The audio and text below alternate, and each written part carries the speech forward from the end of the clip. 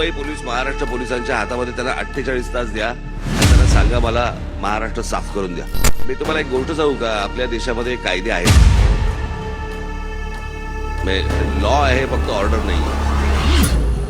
मला असं वाटतं ऑर्डरची गरज आहे आणि त्या गोष्टी सुरळीत होऊ शकतात.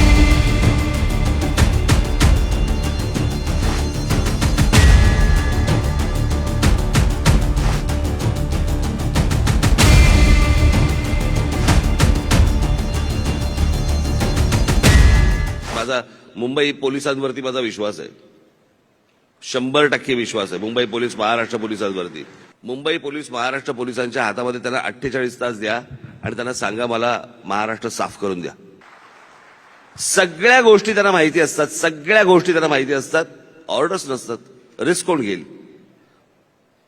आणि पोलिसांनी जर समजा एखादी भूमिका घेतल्यानंतर जर समजा त्यांना जेलमध्ये जायला लागत असेल, का जातील ते जेलमध्ये? कोणासाठी जातील? बसलेलाच माणूस टेम्पररी आहे, त्याच्यासाठी यांनी परमनंटली जेलमध्ये जायचं, याला काय अर्थ आहे का?